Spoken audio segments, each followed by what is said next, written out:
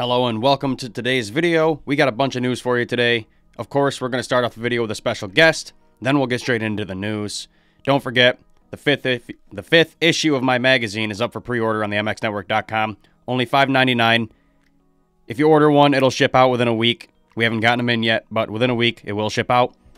So if you want to support me directly, go snag one. That'd be awesome. For the news, we have Phil Nicoletti giving a ballpark estimate of how much money Chase Sexton and the Lawrence brothers earned in bonuses from winning the 2023 Monster Energy Supercross titles. Next, we have legendary Lucas Oil Pro Motocross track RedBud announcing changes in the layout. On to the MXGP side of things, we have a schedule change and friend of the show Simon Längenfelder signing an extension with Red Bull Gas. Alright, let's get straight into today's video. I'd like to welcome today's special guest, the young Dutchman, Monster Energy Factory Yamaha MX2 rider, and rookie Rick Elzinga. He's having a pretty good season, or he was having a pretty good season up until about a week ago when he broke his collarbone. But we'll get into that more in a few minutes. Let's call up Rick Elzinga. Hey Rick, how are you doing, man? Your season was going really good up until your recent collarbone injury. What's the game plan now? How bad was it? Do you think it will hinder your performance for the rest of the year? Hey Trevor.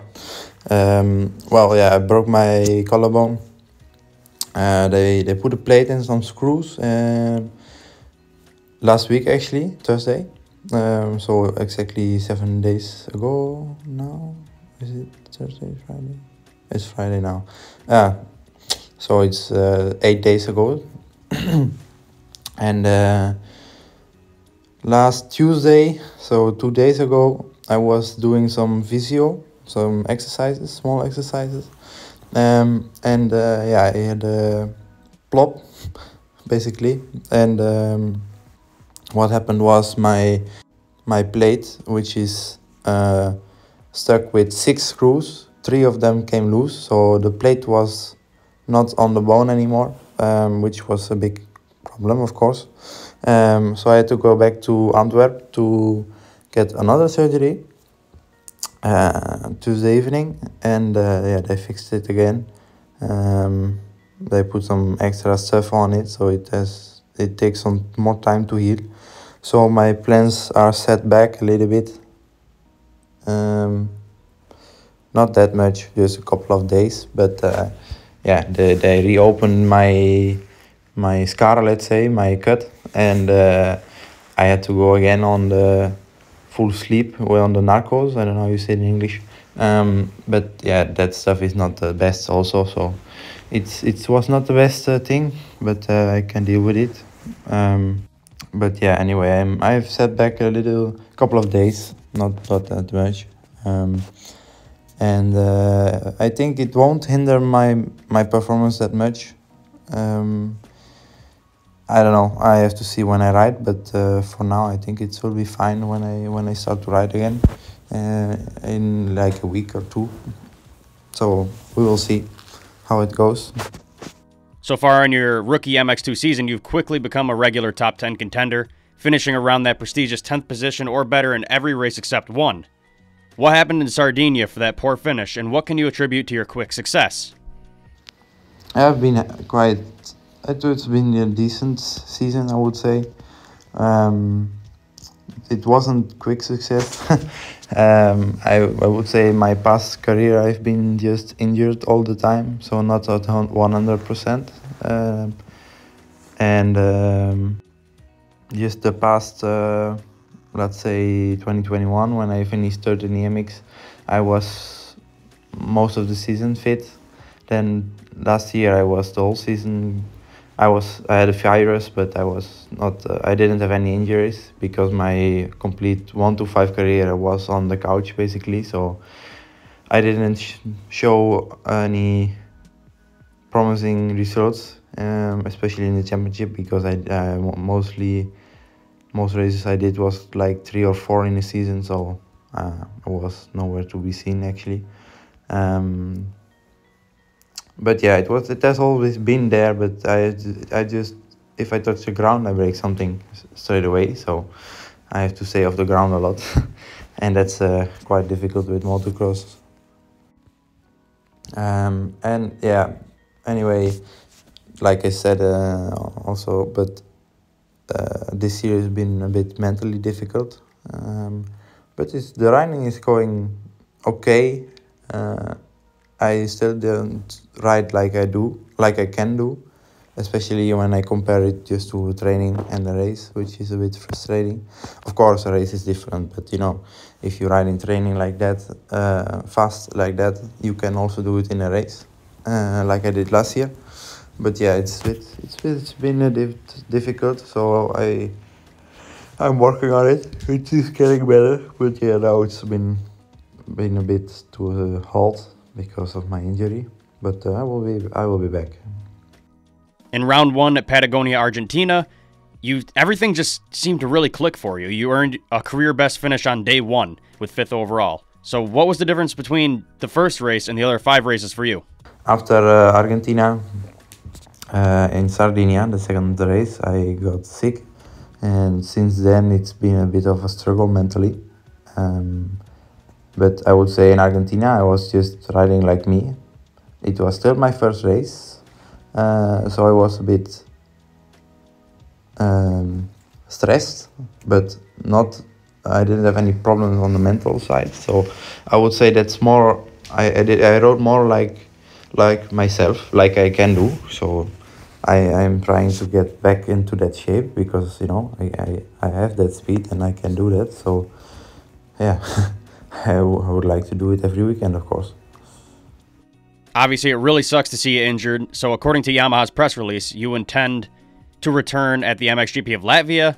Upon your return, what will be your goal for the remainder of the season? Try and keep it on 2 wheels and get the experience, or get battling right back where you were? I will try to be back before Latvia if I feel good enough. And I will be right back battling where I was and trying to get better mentally to showcase what I really can do. Yeah, that's it basically. Thanks so much for coming on today, man. You've looked phenomenal so far in your rookie season. I hate to see you get hurt, but I think once you come back, you'll pick up right where you left off. Anyway, wish you the best, man. Hopefully we can have you back on in the future, and good luck. All right, it was awesome to have a factory rider on today. Glad that Rick could actually come on the show. We wish him luck on recovery and racing later in the year. Let's get into our first story of the day, and that is regarding how much money Chase Sexton and the Lawrence brothers could have made from their 450 and 250 class titles.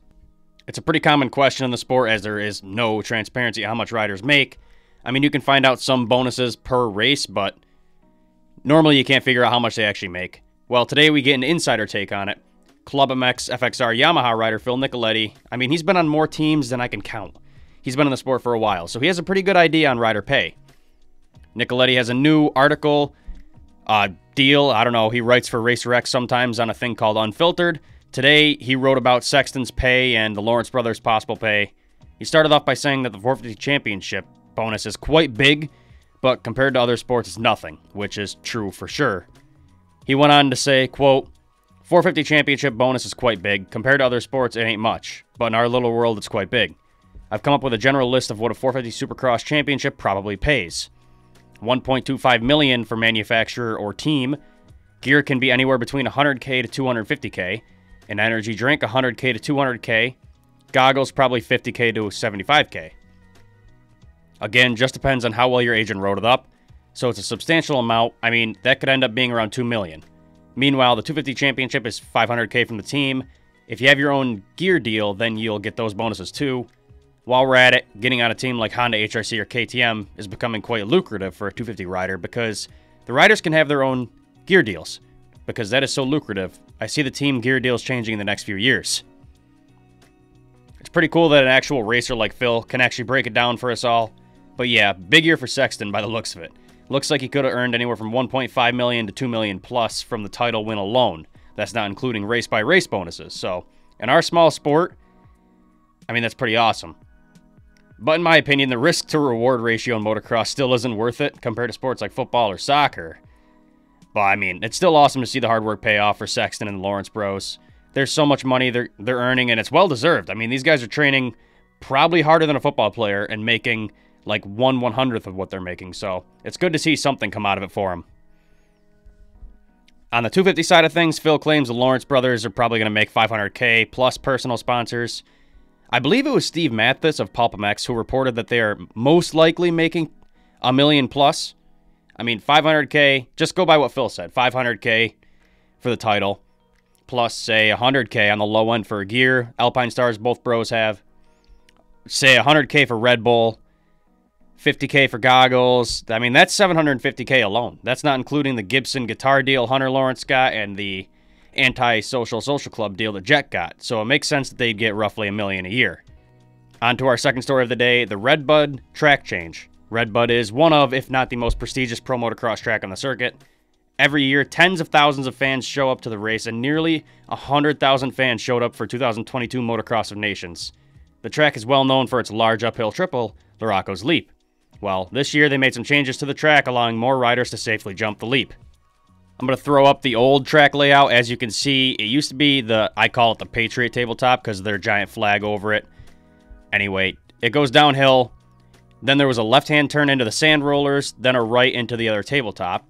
Then you would go down the hill, back left, with a short straightaway for Luracos. This left you nearly no room to speed up for the jump, which is why most 250 class guys and a lot of the guys outside of the top 20 and 450 class wouldn't even do it. Now let's look at the new layout that they posted yesterday.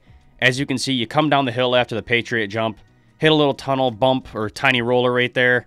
Then you have a nice smooth turn before the small straightaway into Luracos. So that kind of merges into one longer straightaway where you don't really have to let off the gas. Then after the jump, it just turns left into the tabletop and then back right through the sand rollers leading up to the finish line. I personally love this track change. I think it'll bring a lot more action to an already awesome track. Plus, I believe probably the top 20, 25, 250 class guys can now do that, and virtually all 450 guys. So this really opens it up to allow more riders to do the most popular jump in the sport. On to the MXGP side of news. Red Bull Gas Factory MX2 rider Simon Längenfelder, who recently broke his arm. We wish him the best. He signed a contract extension with the team through 2024.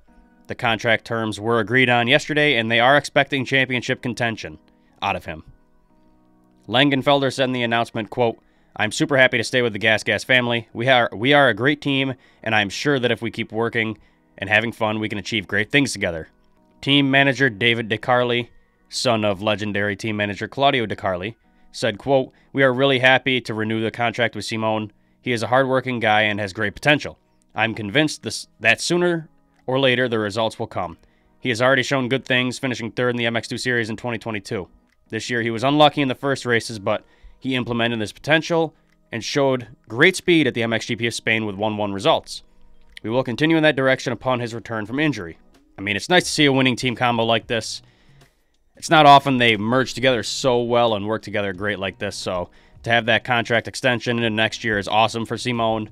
Now, had he not gotten hurt this year, I'm certain he would have been fighting tooth and nail for that title all year long. Hopefully he comes back swinging, and maybe next year we can see that title run out of him. Our final story of the day is regarding the MXGP schedule change announced earlier today. In the original schedule, the MXGP of Vietnam was expected to be held on September 17th and has been since canceled and replaced. Although they didn't provide a reason, and I couldn't find any political reasons, they explained that they already replaced the race with the MXGP of Italy at possibly the most prestigious Italian track of all time, Maggiora Park. The old-school circuit of Maggiora has a rich history and has been the theater of many spectacular races since its first event in 1966. Showing its importance in motocross, the magnificent Italian track hosted 3 Motocross of Nations, including the legendary MXON of 1986, with Team USA achieving perfect scores. I hate to see them cancel the Vietnam race. I mean, I've never seen them race there, so I was pumped to see what kind of track they had set up and the crowd they could bring in, but they made up for it by replacing it with one of the best tracks in Italy. Whenever there's a race in Maggiora, you know you're in for a good race day. Well, that's all I have for you today. I'd like to thank Monster Energy Yamaha Factory MX2 rider Rick Elzinga for coming on. Also, go snag a magazine. Link in the description, only $5.99. Thanks for watching and or listening. Don't forget to subscribe on YouTube and or follow on Spotify. I will see you guys for the news on Monday.